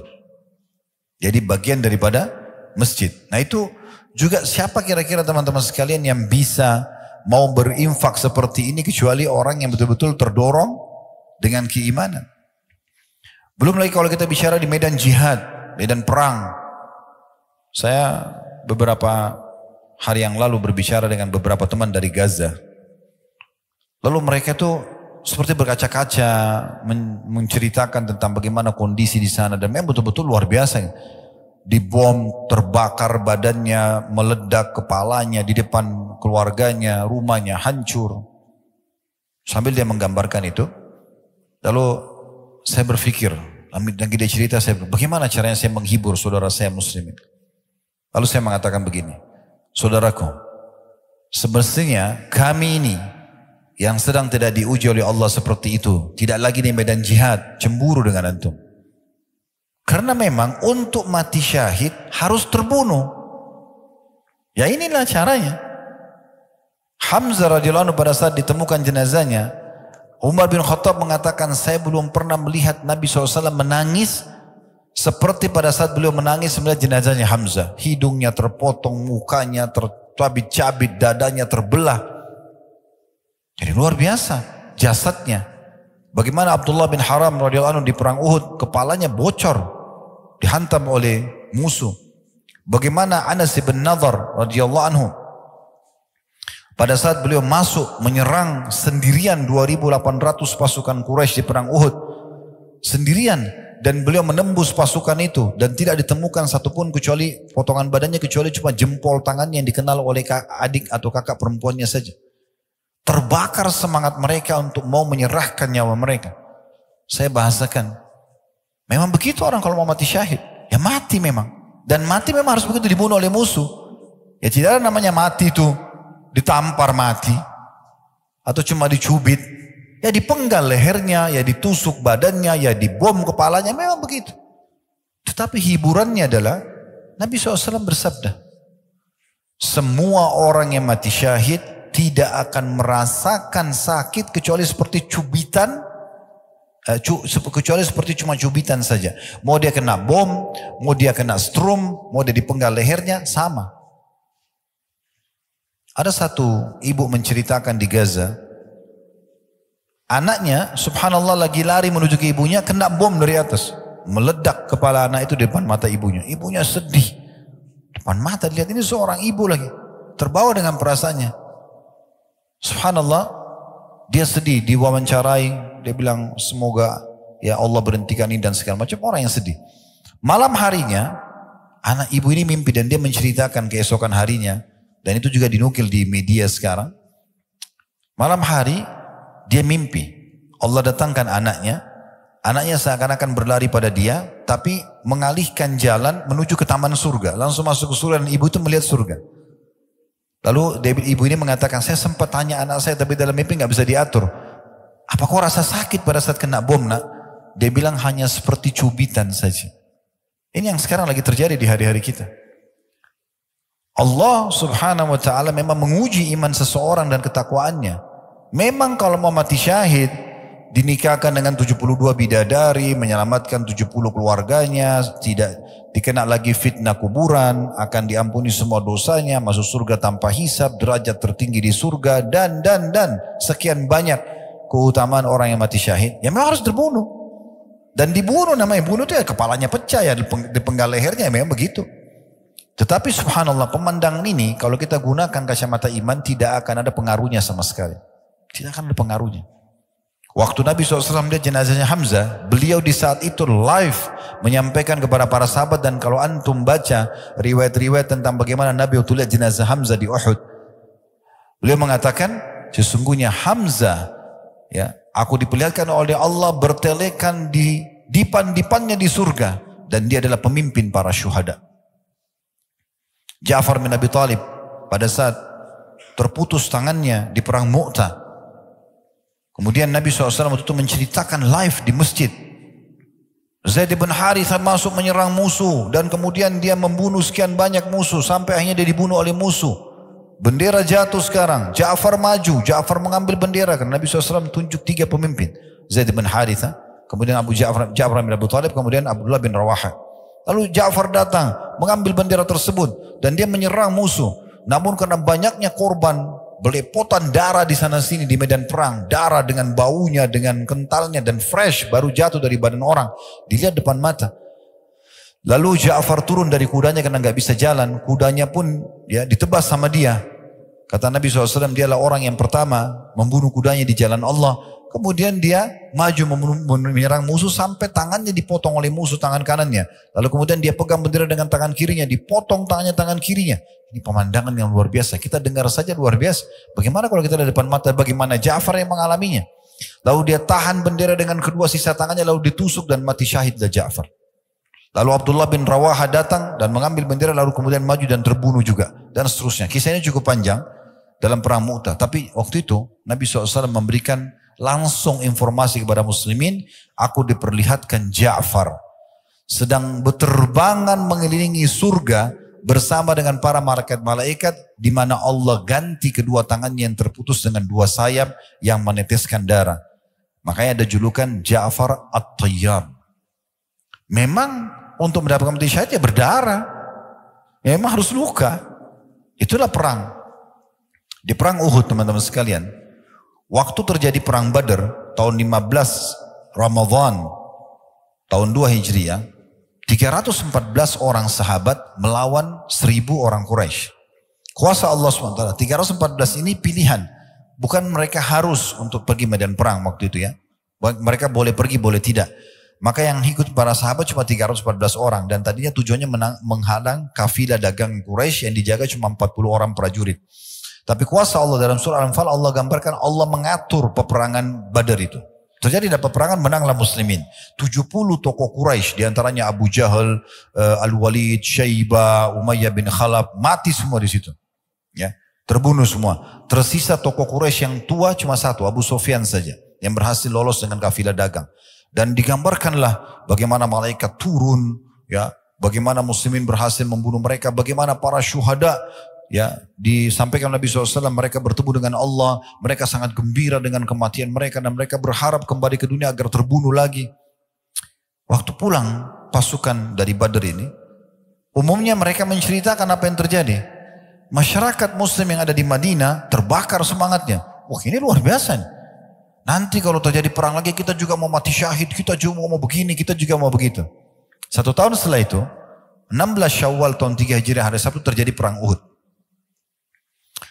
Waktu terjadi perang Uhud, kuasa Allah Subhanahu wa taala, di awal peperangan muslimin menang, di pertengahan mereka kalah. Waktu mereka kalah, Allah Subhanahu wa taala menurunkan Al-Qur'an setelah perang Uhud. Walaqad kuntum tamannawna al-mauta min qabl faqad ra'aitumuh. Katanya, ya, begitu terjemahan ini mungkin dari saya supaya mudah difahami ya. Awalnya pengen mati syahid semuanya. Ini mati sekarang depan mata kalian sudah lihat. Mana buktikan? Jadi memang begitu. Memang kalau mau mati, mau dapat syahadah, ya harus mati terbunuh.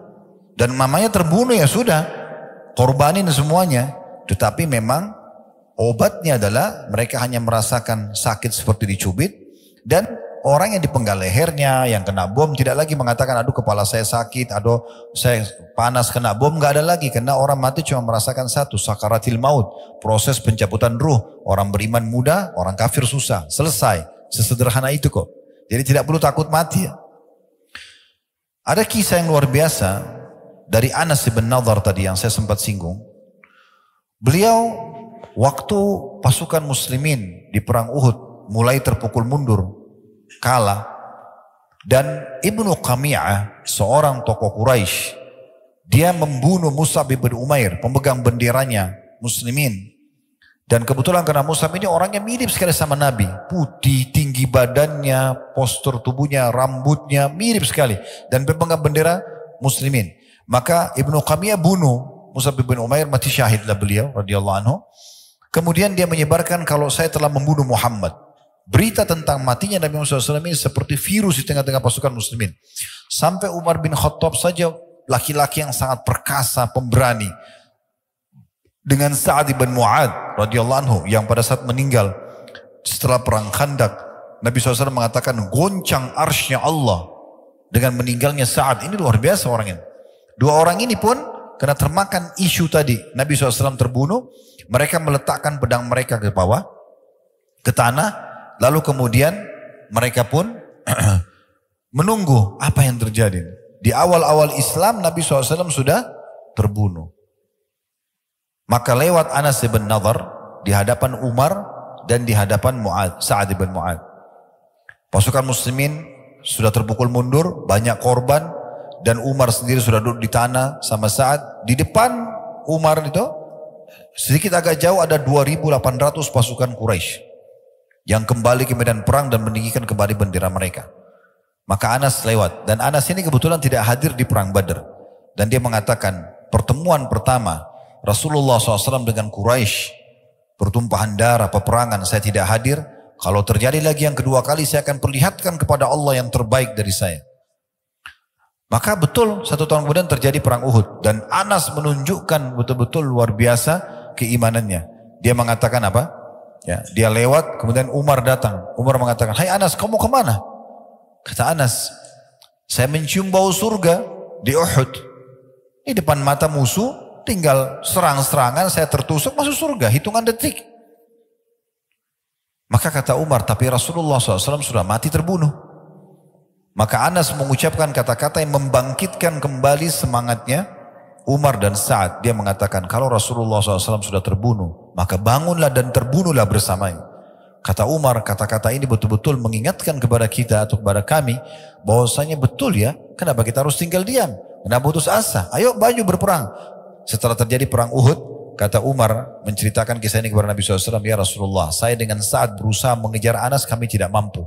Karena cepatnya dia melejit ke musuh dan dia melawan sendiri." Dan tadi dalam riwayat dikatakan, waktu selesai perang Uhud tidak ditemukan potongan tubuhnya kecuali jarinya saja. Dicabik-cabik oleh 2.800 musuh. Itu luar biasa.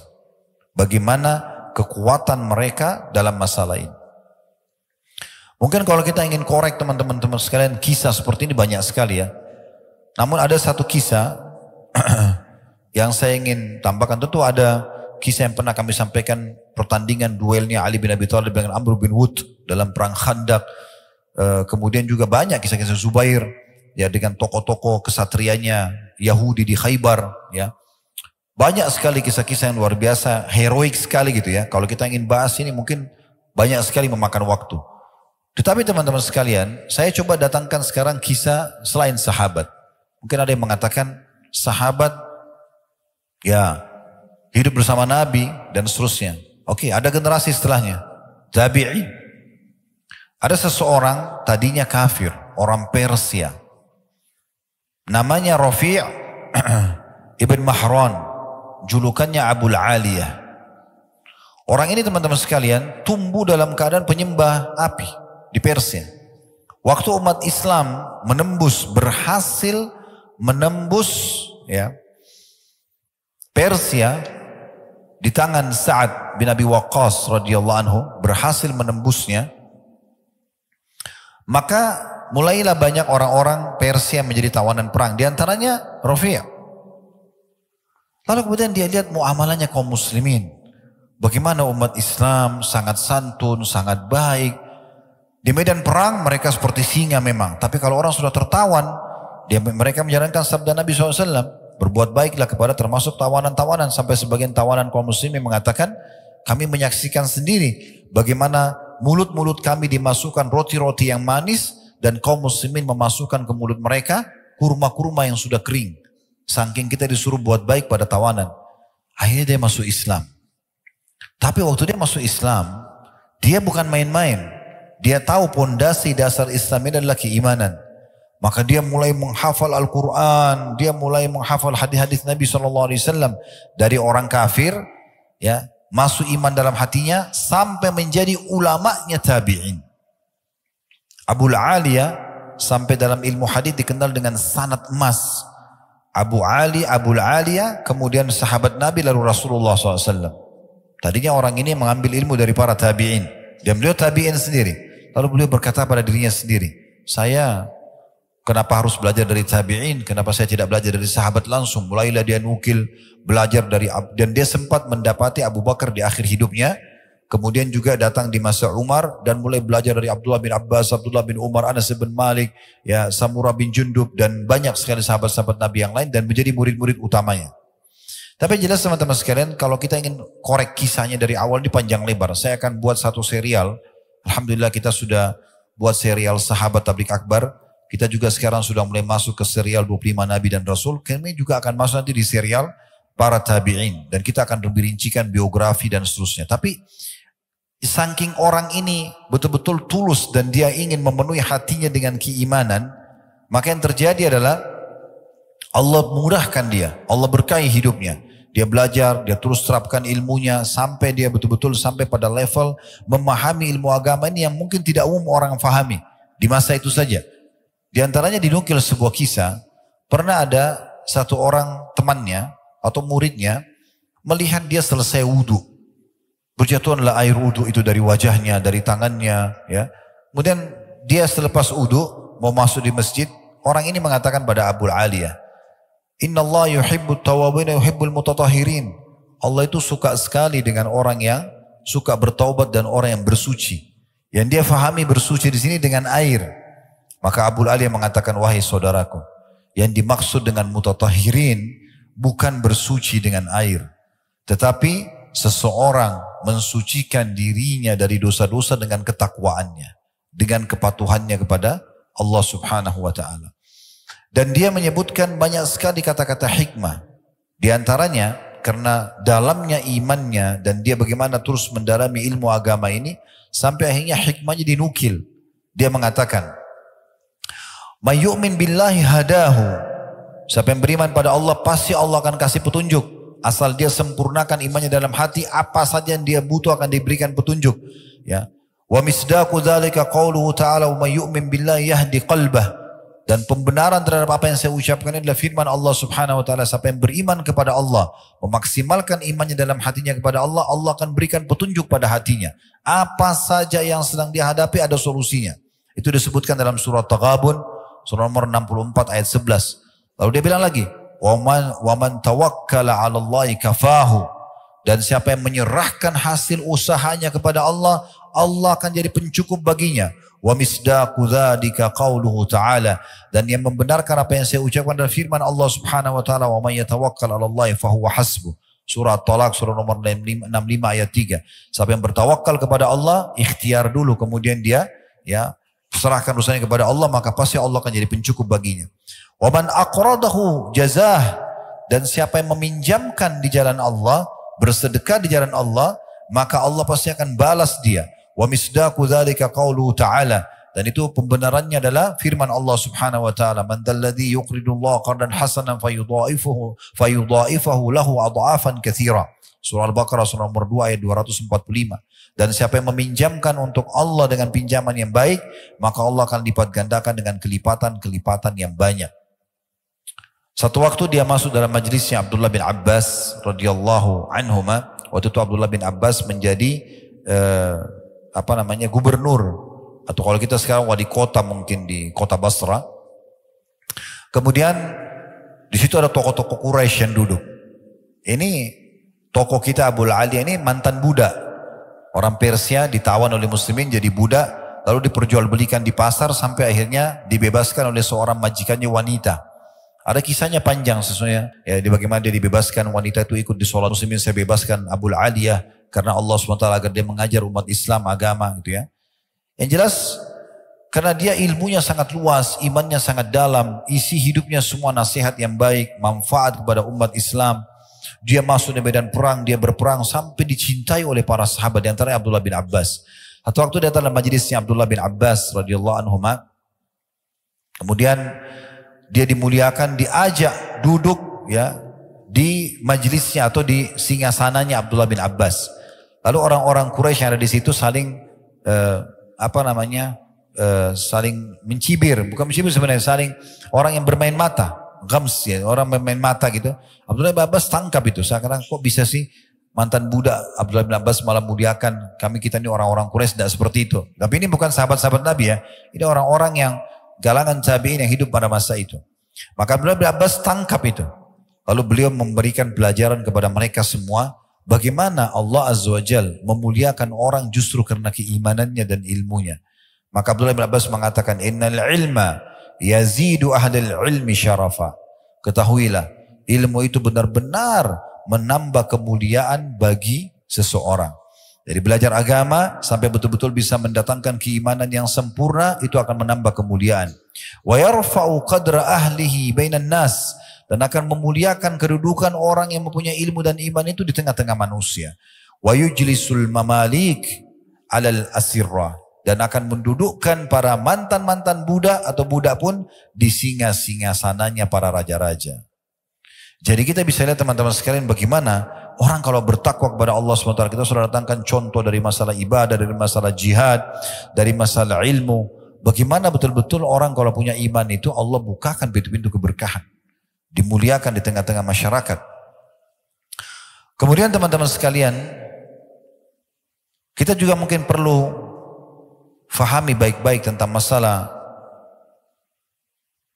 apa yang kita bahas ini. Pastikan teman-teman sekalian, kalau kita bertakwa kepada Allah Subhanahu wa taala, kita menjaga hubungan kita sama Allah, menjaga keimanan kita, tidak akan pernah sama keadaan kita dengan orang-orang yang berbuat maksiat. Kenapa saya datangkan poin ini? Karena pernah ada yang mengatakan begitu. Ustadz, kita kan orang muslim, beriman kepada Allah, tapi kenapa banyak orang di antara kita yang miskin, yang susah, ya, belum dibukakan pintu rezeki. Lalu kemudian dia membandingkan dirinya dengan tetangganya yang non muslim. Lalu saya mengatakan, jawaban saya dua. Yang pertama, antum harus fair dan adil. Kalau mau membandingkan antara seorang muslim sama seorang kafir, pertemukan kalau sama jenjangnya. Misalnya muslim yang kaya sama kafir yang kaya. Nah baru bisa adil tuh. Jangan pertemukan antara muslim yang kaya, kafir yang kaya sama muslim yang miskin. Itu nanti antum membandingkan seperti itu. Dan pertemukan juga muslim yang miskin sama kafir yang miskin. Nah itu baru adil. Ya, karena kita tidak bisa membandingkan karena memang ekonominya berbeda. Sebagaimana juga kita tidak bisa bandingkan jenjang pendidikan orang yang berbeda. Ini tidak adil namanya. Gitu kan? Kalau kita pertemukan yang kaya sama kaya, kita akan temukan yang muslim jauh lebih banyak keberkahan hidupnya. Dan yang miskin juga sama miskin, kita akan temukan si muslim jauh lebih bahagia. Saya pernah kedatangan seorang jemaah kami, kebetulan dia ikut sama travel kami waktu itu umrah, sudah meninggal rahimahullah, beliau dari Lombok, seorang pengusaha waktu itu. Datang ke restoran kami di Jakarta, dia bawa temannya orang Chinese, non muslim, Katolik, partner bisnis dia. Kemudian ngobrol-ngobrol di restoran. Begitulah seperti biasa kalau seorang jemaah ketemu sama ustadz, tanya masalah hukum macam-macam, keluarga, masalah bisnis, masalah segala macam, dan saya jawab. Sementara yang Katolik ini menyaksikan kami berbicara dan diskusi gitu. Setelah selesai teman ini bertanya, rahimahullah beliau sudah meninggal. Tiba-tiba yang Katolik ini mengingatkan saya, dia bilang begini, Ustaz, saya boleh bertanya juga nggak? Saya bilang boleh silakan, tapi saya akan jawab sesuai dengan agama Islam. Dia bilang nggak apa-apa Ustaz, karena apa yang teman saya tanya ini, saya juga alami. Jadi masalah-masalah apa tadi? Masalah penipuan atau masalah hukum-hukum yang bagaimana supaya maju usahanya, harus ada kejujuran, modalnya halal dan segala macam. Bagaimana membahagiakan istri, bagaimana haknya mereka. Sebenarnya saya juga butuh itu. Jadi jangan pikir teman-teman orang-orang kafir itu dalam kondisi, oh mereka tuh kafir tapi mereka enak-enak saja. Perhatikan ini sebuah statement yang menarik ya, yang harus kita fahami baik-baik. Hadis Nabi SAW, hadis ini mulia sekali. Hadis ini diriwayatkan Imam Ahmad dengan sanad sahih. Inna Allah azza wa jalla yu'ti dunya man yuhib wa man la yuhib. Sesungguhnya Allah itu akan memberikan dunia ini kepada siapa yang dicintai dan tidak dicintai. Karena tidak ada nilainya dunia itu. Ya. Kemudian dikatakan wala yu'tid din illa liman ahab. Dalam riwayat lain, wala yu'til imana illa liman ahab. Dan dia tidak akan memberikan agama atau iman kecuali kepada siapa yang dicintai. Wa man a'tahu Allahu din faqad ahabbah. Dan siapa yang Allah berikan padanya agama Islam ini, maka tentu Allah sudah mencintainya. Jadi jangan sampai salah nih. Ini jawaban yang pertama, gitu kan? Jawaban yang kedua berhubungan dengan masalah ini. Ada hadis Nabi SAW, kalau engkau melihat seseorang sedang melakukan kemaksiatan dan melimpah padanya nikmat Allah, ketahuilah itu adalah istidraj, tahapan siksaan. Ingat teman-teman sekalian, semua umat-umat sebelum kita yang Allah binasakan, kaum Lut, kaum Ad, kaumnya Nabi Hud, kaum Samud, kaumnya Nabi Saleh, ya, kaumnya Nabi Shu'aib, kaum-kaum yang Allah binasakan. Kalau antum baca histori mereka, beberapa hari sebelum mereka meninggal, dihukum oleh Allah, justru nikmat Allah melimpah pada mereka. Badannya makin sehat, mereka makin bahagia. Lihat itu orang yang mabuk-mabuk, orang yang berzina, ke diskotik, ngakak-ngakak, tawa-ketawa, bahagia, seakan-akan begitu. Tapi sebenarnya kalau kita kembali kepada sejarah manusia yang Allah hukum, dan itu tidak akan berubah sistem Allah itu. Walan tajida li sunnatillahi tabdila. Kalian tidak akan temukan perubahan dalam peraturan yang Allah tetapkan, gitu ya. Itu ternyata tahapan siksaan. Karena Allah pada saat membuat mereka lalai begitu, lalu Allah hukum mereka sekonyong-konyong, langsung tiba-tiba dihukum dan mereka tidak bisa menghindar. Makanya begitu datang siksaan kepada kaum Ad, kaum Samud, mereka tidak bisa melarikan diri. Karena mereka lagi dalam kondisi lalai. Di saat itulah Allah hukum mereka. Jadi jangan antum membandingkan kondisi dan menilai dengan kasat mata saja. Harus dengan ilmu yang benar supaya faham masalah ini. Ya. Dan ingat juga bagaimana kalau seseorang di antara kita tersibukkan dengan amal saleh, itu jauh lebih mahal dari semua harta dunia. Sebagaimana disebutkan dalam sebuah hadis riwayat Ahmad dan juga Al-Hakim, dan Al-Hakim mensahihkannya. Kata Nabi SAW, "Idza aradallahu bi'abdin khaira." Kalau Allah ingin kebaikan pada seorang hamba, ista'malahu qabla mauti. Allah akan menggunakan dia sebelum dia meninggal. Fasa'ala ar-rajulu minal qaum masti'malah. Lalu seorang dari kaum yang ada di situ menanyakan pada Nabi SAW, bagaimana Allah menggunakannya? Qala sallallahu alaihi wasallam, yahdihillahu tabaraka wa ta'ala ila al-amalis salih qabla mauti, thumma yakbiduhu alaih. Allah akan berikan dia petunjuk untuk mengerjakan amal saleh, kemudian Allah mewafatkan dia di atas keadaan itu. Jadi orang-orang kafir ditutup dalam kondisi lalai sehingga lebih berat hukuman bagi dia, orang-orang beriman ditutup dengan amal-amal saleh. Sebagian salaf mengatakan, laisa sya'nu an tuhib. Tidak penting sebenarnya bagaimana kau mencintai. Walakin sya'an an tuhab. Tapi yang penting adalah kau dicintai. Ai laisa an tadhun annaka tuhibbullah. Maksudnya bukan poin adalah kau mengira dirimu kau mencintai Allah. Walakin sya'an al-azim an yuhibbaqallah. Tapi yang benar adalah bagaimana Allah mencintaimu. Lianna Allah la yuhibbu illa man istahaqqa dzalikal hubb. Karena Allah tidak akan mencintai kecuali orang yang pantas untuk menerima cinta tersebut. Teman-teman sekalian, saya akan tutup dengan perkataan yang atau beberapa dalil ini kita sebagai bahan renungan ya. Bahwasanya orang kalau terus saja mengejar ibadah kepada Allah Subhanahu wa taala, mendekatkan diri kepada Allah Subhanahu wa taala, ini sebuah kedudukan besar sekali. Riwayat Bukhari menyebutkan, saya langsung terjemahkan saja. Bagaimana Nabi SAW mengatakan kalau Allah mencintai seorang hamba, maka Allah akan berkata kepada Jibril, sungguhnya aku mencintai fulan, maka cintailah dia. Akhirnya Jibril pun mencintai dan menyeru di langit dan di bumi, kalau Allah mencintai fulan maka cintailah dia. Lalu Allah pun membuat orang-orang mencintainya. Tentu ada yang membencinya kalau orang-orang itu kafir atau orang munafik sebagaimana Nabi SAW. Tapi umumnya orang akan menyukai dia. Kemudian kalau Allah membenci seorang hamba, Allah akan panggil Jibril. Lalu mengatakan, hai Jibril, aku benci fulan, bencilah. Maka Jibril membencinya. Kemudian Jibril menyeru di langit dan di bumi, kalau Allah membenci si fulan, maka bencilah. Lalu dibencilah orang tersebut. Ini luar biasa. Kemudian riwayat yang lain adalah riwayat Abu Bakar radhiyallahu anhu. Abu Bakar pernah melihat Handalah. Handalah ini sahabat yang mulia dan juga tentu mati syahid beliau ya. Jenazahnya waktu ditemukan di perang Uhud, ya, Nabi SAW lihat jenazahnya yang terkenal dengan Ghasilul Malaikah, ya, karena beliau menikah hari Jumat, ya, kemudian terjadi interaksi biologis dengan pasangannya selepas subuh hari Sabtu, itu dikumandangkan atau dipanggil perang jihad, perang Uhud. Maka dia keluar sebelum dia mandi junub. Kemudian dia pergi berperang sampai mati syahid. Nah, pada saat Nabi SAW mengumpulkan jenazah-jenazah, ya, lalu kemudian melihat jenazah Handalah, beliau mengalihkan pandangan matanya. Lalu kata para sahabat, ya Rasulullah, ada apa dengan Handalah? Terjadi sesuatu yang buruk pada beliau? Kata Nabi SAW, tidak. Aku diperlihatkan oleh Allah Subhanahu Wa Taala, istrinya dari bidadari surga datang menjemputnya. Dan dalam riwayat lain, ada malaikat datang memandikan junub dia. Maka dapat julukan Gasilul Malaika, atau yang dimandikan oleh para malaikat. Nah, Handalah ini pernah datang di majelis Nabi, dia dengarkan tentang kematian, tentang surga dan neraka, siksa kubur. Dia nangis terisak-isak sambil pulang dari masjid menuju ke rumahnya. Lewat di depan Abu Bakar. Lalu Abu Bakar tanya, Handalah, ada apa dengan kau? Dia bilang, saya datang dari majelis Nabi. Nabi ingatkan tentang surga, neraka, kematian, kubur. Saya tersentuh dan saya takut. Lalu kata Abu Bakar, inna lanulki misla hadha. Sungguhnya kami betul-betul juga merasakan ini. Ya. Maka fantolak tu ana wa Abu Bakar. Maka Handalah mengatakan, saya pun beranjak dengan Abu Bakar menuju ke Nabi SAW. Hatta dakhalna ala Rasulillah SAW. Sampai kami menemui Rasulullah SAW. Qultu, nafaka Handalah ya Rasulullah. Wahai Rasulullah, Handalah sudah jadi munafik. Ya. Maka Nabi SAW mengatakan, wa mazak, apa sebabnya kau mengatakan itu?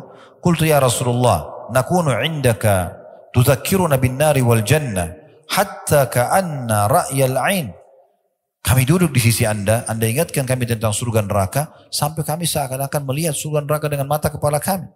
Fa idza kharajna min indika, kalau kami sudah keluar dari sisi Anda, kemudian kami mulailah, ya, jalasna al-azwaj wal aulad, ya. Kami sudah mulai kumpul dengan istri dan anak-anak dan juga harta-harta kami, ya. Nasina katsira, kami mulai lupa.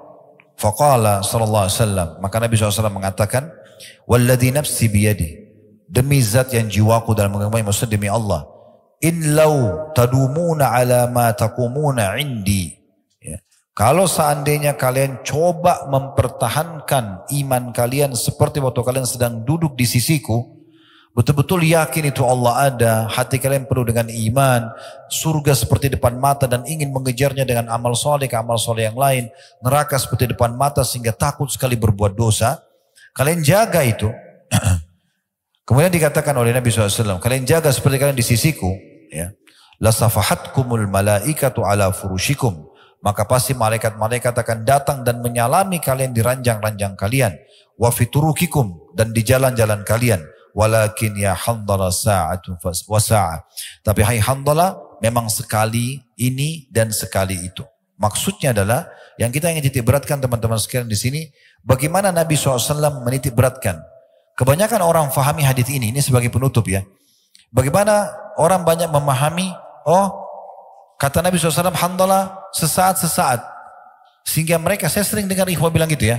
Karena ada hadis Handalah sesaat-sesaat, maksudnya ya sekali kita tambah iman kita, sekali mungkin kita juga lemah gitu, ya. Mereka lupa potongan awal hadis ini. Ini yang harus digarisbawahi.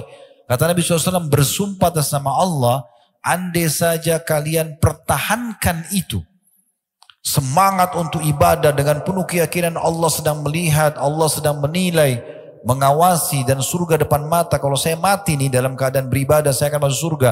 Kalau saya mati dalam keadaan kafir atau berbuat dosa, akan masuk neraka. Kalau dipertahankan, malaikat akan datang menyalami kalian. Mungkin tidak masuk akal kita.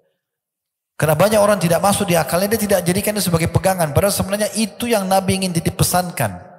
Kalau kau jaga Handalah, malaikat akan datang menyalami kalian.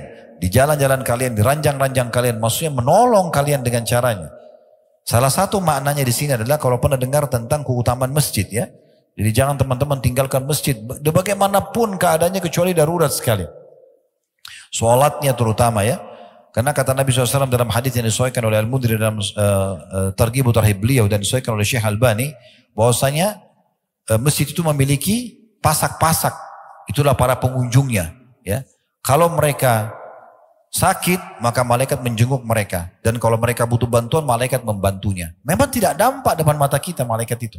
Tapi datang bantuannya. Salah satu cara mengimani keadaan malaikat seperti apa kira-kira? Perhatikan hadis Nabi SAW. Kalau seseorang terbangun tengah malam, kita semua bisa rasakan itu. Maka pendampingnya dari malaikat akan mengatakan, sholatlah. Pernah nggak antum bangun tengah malam, ada perasaan bisikan dalam hati mau sholat? Itu dari malaikat. Kita imani mereka berada begitu. Ada masjid lagi dikumandangkan azan, hayya 'alas shalah. Ada dalam hati mau sholat. Ada orang miskin, ada hati dalam hati bisikan suruh bantu. Itu dari malaikat semua. Mereka mengingatkan kita kebaikan-kebaikan. Nanti pendampingnya, qarinnya dari syaitan akan mengatakan tidurlah malam masih panjang. Memang tidak nampak, tapi ada kenyataannya, gitu kan?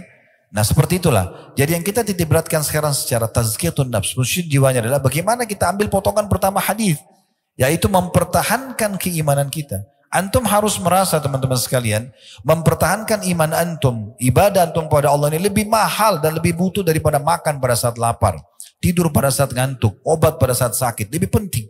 Sehingga jangan dijual urusan akhirat kita ini, iman kita ini dengan urusan dunia.